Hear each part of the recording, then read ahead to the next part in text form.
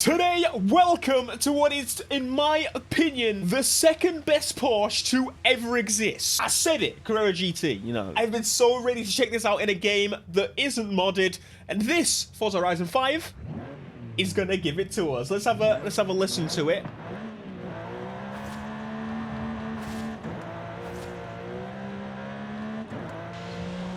It's pretty good. It's okay. What I'm gonna say, though, is that's kind of a big letdown for me straight away. I was hoping it would sound like the actual thing, which sounds like this. Of course, you had to unlock this car, and here are the events that I did. Super easy. I think they've actually made it easier to unlock the car, which is good, because it's a one that everyone should have. Anyway, let's experience this thing and see how she performs. I have never really been a Porsche person before, but let's be real. This thing is sick. Even if you're not into Porsches, there's just something about this car that's just so different. It's weird. It's not the hype. The hype about cars recently, like the Supra, the GR86, the GT86, I've just listed nothing but Toyotas. Even the 400Z, to be honest. I just think this is a different breed. You're like, well, yeah, it costs 3 times as much. Now, saying that, it's actually not ridiculously priced, unless you're now trying to buy one. Because, of course, you know, you're buying on a used market as such. There's actually a rule when you buy a new Porsche. As far as the internet goes, I have no idea. When you buy a car like this, you get invited to purchase a vehicle like this, of course. Well, you basically get banned from buying a new one like this, a new special version of a Porsche, if you try and sell it for profit.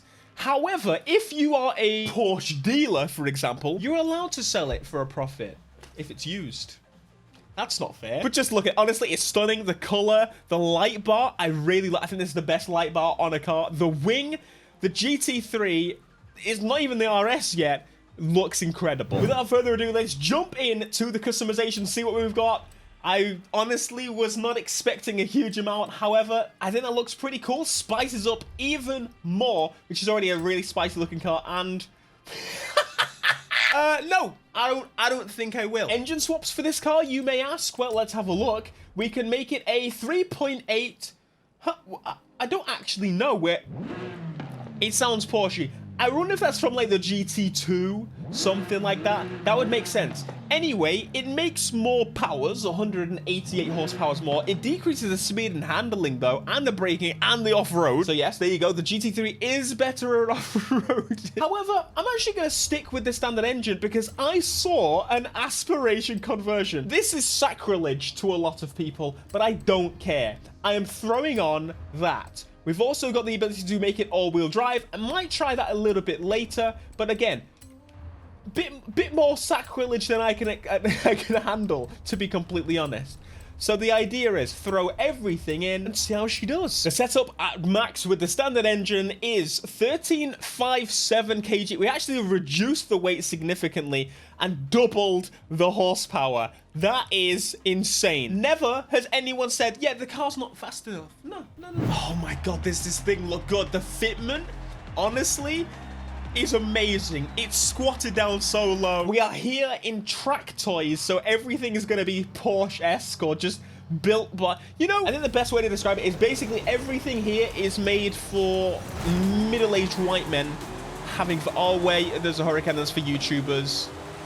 We've got McLaren, yes, middle-aged white men. Again, no problem with that, because quite honestly, they're the only ones that have the money for something like this. However, there's a Mustang. All right, fair enough. We have absolutely thrashed power in this thing, doubling the horsepower, and I just threw on the upgrade. There is nothing done with this thing. Is rapid. Let's have a quick listen. It's going to be odd hearing these turbo noises coming from the back of this, but this is freaking rapid. The gearbox could not be adjusted. Oh, the gearbox could not be upgraded. It was every single option was an absolute downgrade in every single way. There is genuinely, this thing is way too quick. I don't know if I can keep up because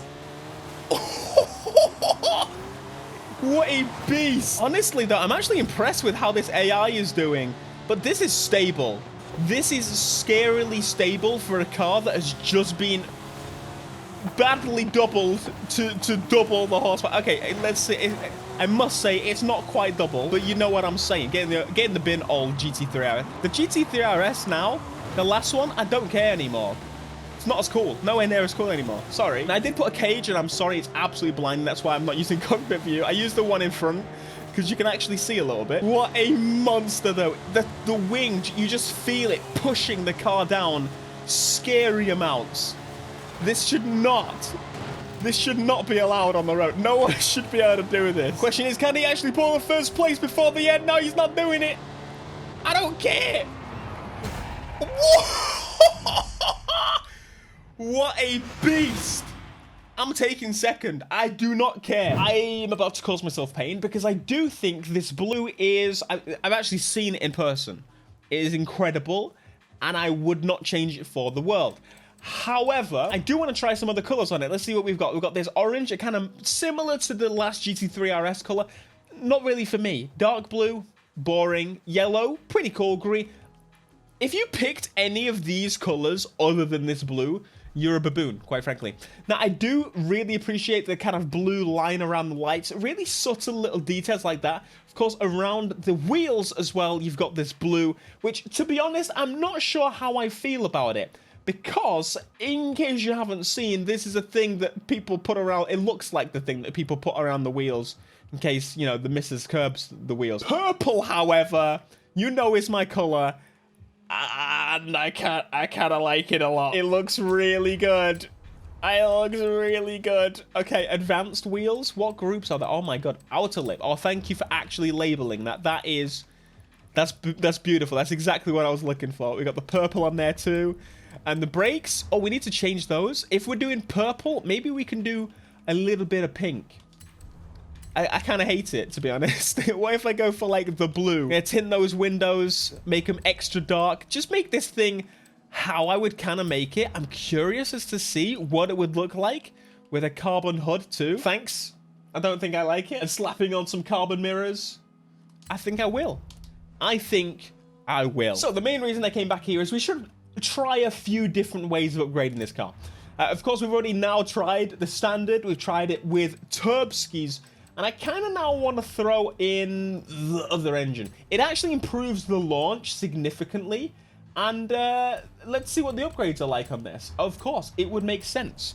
We're going to see if I can actually get a little bit more power out of it if we go this route. Install the setup. 1,100 horsepower and less weight than previous. What the hell? Here we go then. I was kind of half expecting the sound to maybe be a bit more throaty. I don't know why, but this sound, you kind of need to work on your Porsche sounds a little bit there. Playground games, no problem, but you know, just a little one, just a little one. Okay, let's keep it moving then. It's been explained a lot. I'm not a Porsche man. This is very odd for me to really be loving it. This thing has definitely been upset now. The balance of this car has been thrown off completely. I'm not a Porsche man in any stretch, but in recent years, this car, it's kind of like, it's creeping up on me, okay? To be honest, even the new normal 911 in cherry red, I think I would have it. I think I would have it. I think I've been converted. Maybe this is a thing.